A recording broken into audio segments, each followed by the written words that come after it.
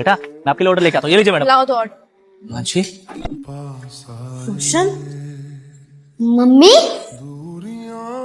अब इतना टाइम लगाते हैं क्या ऑर्डर लाने में? देख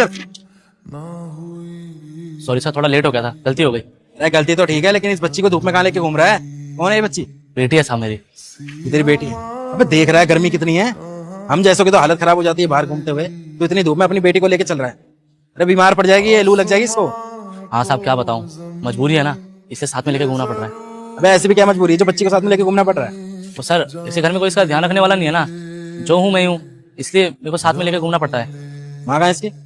इसकी माँ हमें छोड़कर चली गई। कहाँ चली गई? साहब मैं आपको क्या ही बताऊँ, बस आप ये समझ लीजिए कि इसकी ज़िंदगी में इसके माँ बाप सब मैं ही हूँ, इसकी माँ नहीं है।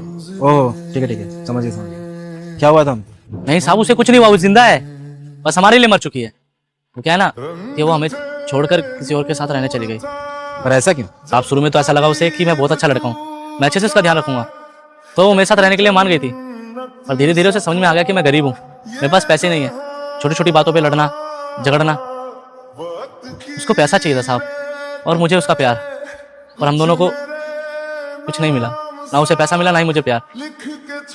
वो जब तक नहीं कमाती थी जब तक ठीक था, लेकिन जब वो पैसा कमाने लग गई तो मेरी इज्जत करना बंद कर दिया उसने, और एक दिन अपने बॉस के साथ चली गई।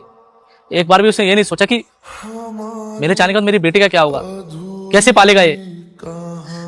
बहुत गलत किया उसने साहब हमारे साथ। इसलिए मैंने अपनी बेटी को सिखा दिया है कि बेटा समझ ले वो मर गई है तेरे लिए, मत याद करियो कभी उसको। अरे यार कैसे कैसे औरतें हैं, अपनी बॉस के साथ शादी कर ली है और अपनी बेटी को भी छोड़ के चली गई, शर्म आनी चाहिए उसे।